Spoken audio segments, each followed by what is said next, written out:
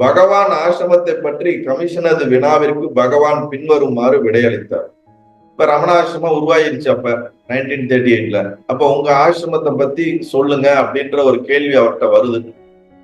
அதுக்கு பகவான் சொல்லியிருக்காரு, எனக்கென்றோ இடமோ ஆசிரமோ வேண்டும் என்று நான் நினையாவிடின் அவைகள் தாமே ஏற்படுகின்றன.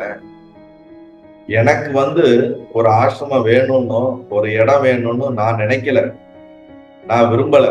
ஆனா அவை தானாவே ஏற்படுகின்றன. அவரு மேல விருப்பாட்சி குகையிலையும் கந்தாசிரமத்திலையும் பல வருஷமா இருந்தாரு, பல இடங்களை சுத்தி இருந்தார். அவர் இந்த இடத்துல இப்படி எனக்கு ஒரு ஆசிரமம் அமையணும்னு அவர் நினைக்கவும் கிடையாது. காலம், அவருடைய வாழ்க்கை, இறைசக்தி எதை எப்ப எந்த நேரத்துல நடத்தணுமோ அது நடத்துது. அததான் இங்க சொல்றாரு, அவைகள் தாமே ஏற்படுகின்றன, தானா நடக்குது. நடக்க வேண்டியவை உரிய காலத்தில் தாமே நடக்கின்றன. எது நடக்கணுமோ அது சரியான நேரம் வரும்போது தானே நடக்குது. அதனால நான் இந்த ஆசிரமத்தை உற்பத்தி பண்ண நினைக்காதீங்க. எனக்கு இது நடக்கணும்னு இருக்குது, அது தானா நடந்துகிட்டு இருக்குது, அது செயல்பட்டு கொண்டிருக்கிறது. வேண்டாம் என்றாலும் நிற்காது, அதையும் சொல்றாரு. நான் ஆசிரமம் வேணாம்னு சொன்னா கூட ரமணர் இது நிக்க போறது கிடையாது, இது உருவாகணும்னு தீர்மானம் பண்ணது யாரு? பரமாத்மா, அருணாச்சலேஸ்வரர். அப்ப அது நடந்துதான் தீரும்.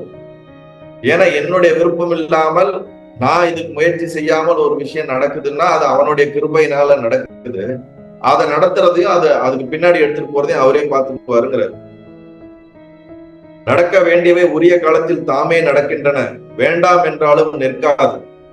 அவற்றை தடுக்கத்தான் எனக்கு உரிமை ஏதென்று சாட்சி மாத்திரமாய் சும்மா இருக்கிறேன். அதை நான் ஏன் தடுக்கிறதுக்கு எனக்கு என்ன உரிமை இருக்கு? நான் எல்லாத்துலயும் சாட்சியா இருந்தேன்ப்பா. எனக்கு அதுக்கும்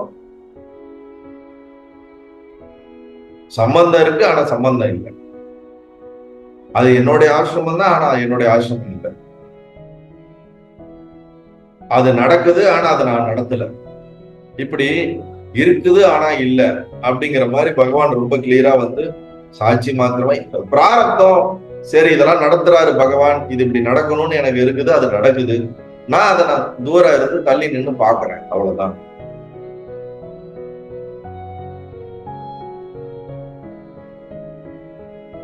இதே ஒரு சாதாரண ஒரு மனம் இருக்கவங்க என்ன பார்ப்பாங்க? ரமண பகவான் அவருக்கு ஒரு ஆசிரமத்தை கீழே வாண்டடா வேணும்னு அவர் உற்பத்தி பண்ணிக்கிட்டாரு, அவருக்கு ஆசிரமங்களை எப்படி எப்படிலாம் இருக்கணும்னு அவரே கட்டிக்கிட்டாரு அப்படின்னு நினைப்பாங்க. சாதாரண ஒரு மனிதன் வீடு எப்படி கட்டணும்னா அவன் ரொம்ப ஆசைப்பட்டு ரொம்ப இது பண்ணி ரொம்ப அது பந்தத்தோடு அவன் என்ன பண்ணுவான், கட்டுவான். ஆனா இவர்களை பொறுத்த வரைக்கும் ஒரு விஷயம், ஆசிரமமோ ஒரு இடமோ ஒரு விஷயங்கள் நடக்கிறது தானா காலத்துல நடக்குதே தவிர அவங்க அதுக்கு பெரிய எஃபெக்ட் போடாமலே அது தானா நடக்குது. அதைத்தான் இங்க பகவான் ரொம்ப தெளிவா சொல்றாரு. உடனே அடுத்த கேள்வி கேட்கப்படுது, இப்போது இருக்கும் ஆசிரமம் சர்வாதிகாரி பிற்காலத்தில் தங்கள் வாரிசாவாரா, ஸ்தானத்திற்கு உரியவர் ஆவாரா? ஆக்சுவலி ரமணாசிரமத்துல அவர் இருக்கும் போதே அவருடைய அண்ணன் பையன் நினைக்கிறேன், அவர் பேர் எனக்கு சரியா ஞாபகம் இல்ல, நிர்மலானந்த் தான் நினைக்கிறேன், அவரு தான் சர்வாதிகாரின்னு சொல்லுவாங்க. சர்வாதிகாரின்னா நீங்க தவறா நினைச்சுக்க வேண்டாம், அனைத்து நிர்வகிக்கக்கூடிய நிர்வாகம் அவர் தான் இருந்தார். அவருடைய ரத்த பந்தம் தான் இவருக்கு அப்புறம் அந்த ஆசிரமத்தை அவர் தான் நடத்துவாராங்கிற ஒரு கேள்வி கேட்கப்படுது. அதுக்கு பகவான் சொல்றாரு, ஆசிரம விவகாரங்களை மேற்பார்ப்பதே அவருடைய பணி. இந்த அட்மினிஸ்ட்ரேஷன் ஆஃப் ஆசிரமத்தை பாக்குறதா அவருடைய ஒர்க்கு. எத்தனையோ பக்தர்கள் அப்பணியில் அவருக்கு துணையாய் உதவி கொண்டிருக்கின்றனர். அவர் மட்டும் கிடையாது, நிறைய பேர் அந்த ஒர்க்ல இருக்கிறாங்க. எல்லாருமே அவர் அந்த ஒர்க் பண்றதுக்கு ஹெல்ப் பண்ணிட்டு இருக்காங்க. அவர் மட்டுமே சோல் ரெஸ்பான்சிபிலிட்டி அவர் மட்டுமோ இது பண்ண மாட்டாரு, எல்லாரும் சேர்ந்து இது நடக்கக்கூடிய ஒன்று அப்படின்னு அவர் புரிய வைக்கிறார். நல்லது.